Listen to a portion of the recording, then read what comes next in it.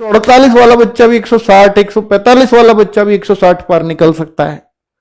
और 145 इस पेपर में करना कोई मुश्किल ही नहीं है, और बच्चा करके आ रहा है 145 और फिर भी सर पकड़ रहा है, ये तो मेरा नंबर अब क्या आएगा ही नहीं। वरना सोचो ना कि कोई 160 में से 145 नंबर ला करके भी उसको सर पकड़ना पड़े कि मेरा आएगा या नहीं आएगा, कितनी खराब स्थिति है। तो ये थोड़ा सा करना चाहिए एसएससी को, कुछ तो लेवल डालना चाहिए। पर बच्चों ये सारी बातें जो मैं बता रहा हूं, ये बच्चों के रिव्यूज से बता रहा हूं, जो टीचर्स बच्चों से बात कर पा रहे हैं उनसे पूछ करके बता रहा हूं, ठीक है। पर फिर भी मेरा इसमें थोड़ा सा मत रहेगा कि एसएससी को पेपर का लेवल थोड़ा सा बढ़ाना चाहिए। जैसा सोच के गया है, जैसा मॉक टेस्ट दे रहा था, जैसा प्रीवियस ईयर पेपर कर रहा था। बच्चों मैं मॉक टेस्ट में भी आपसे कहता था कि आपके यहां 130 आ रहे हैं ना, 130 वाले वहां 150 करके आते हैं। तो मॉक भी हम ऐसा बनाते थे कि 150 उसके यहां ना हो, यहां 130 ही हो, और वो इस पेपर में 150 करके आ रहा है। तो भाई वो वाला लेवल आ गया। अब आप सोचो, ठीक है। अब कुछ बच्चे हो सकता है मेरे साथ असहमत भी हों जिनका पेपर हो गया है, क्योंकि जिनका पेपर हो गया सबका अच्छा नहीं हुआ होगा, कुछ का खराब भी हुआ होगा।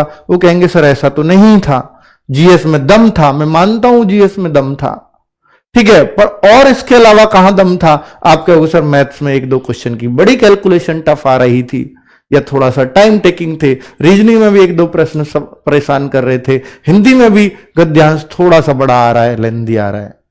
तो भाई ये कुछ है ही नहीं ना, इतना तो आप देखोगे, इतना तो एक्सपेक्टेड है, इतना सब 20 में से 20 थोड़ी ना करना है सबको।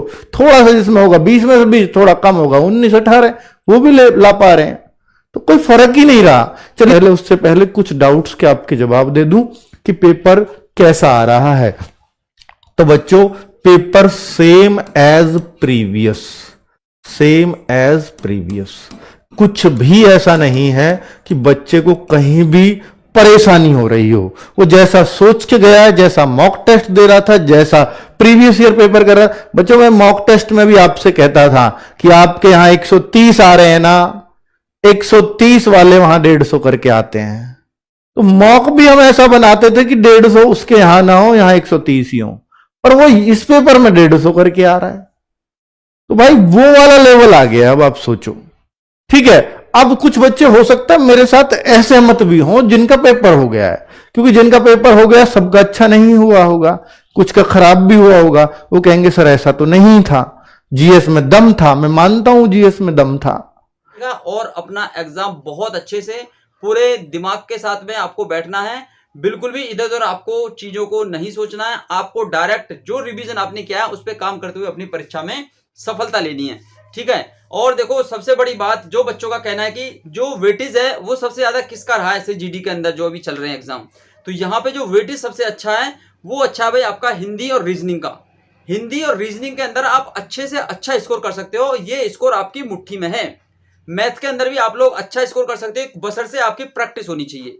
कैलकुलेशन पे आप अगर काम अच्छा करना जानते हैं, प्रैक्टिस आपकी अच्छी है, तो मैथ के अंदर भी बच्चे 15, 16, 17 क्वेश्चंस बना के आ रहे हैं, समझ रहे हो। बशर्ते आप लोगों को टाइम मैनेजमेंट का अपना टाइम शेड्यूल पता होना चाहिए, किस तरीके से आपका टाइमिंग आ रही है। बाकी जीके जीएस ने तो भाई सभी की कमर तोड़ रखी है, क्योंकि कितना ही पढ़ लेना बच्चा, 15-16 क्वेश्चन तो बहुत बड़ी बात है। मैं कहता हूं जो क्वेश्चंस करने वाले होते हैं ना, वो क्वेश्चन भाई 10 से 12 क्वेश्चन ही होते हैं जो आप कर पाते हो, बाकी तो सब तुक्का लगाते हैं। और तुक्के में भी आप लोगों का फायदा है, क्योंकि 1-2 क्वेश्चंस आप तुक्के से भी सही कर सकते हो, तो जीके में स्कोर आपका 12, 13, 14 तक भी जा सकता है। तो आप अपनी पढ़ाई में बिल्कुल लापरवाही न करें। जिनका भी एग्जाम नेक्स्ट डेट में है, आप लोग अपने अच्छे से फोकस करते हुए अपनी स्टडी को तैयार रखिएगा।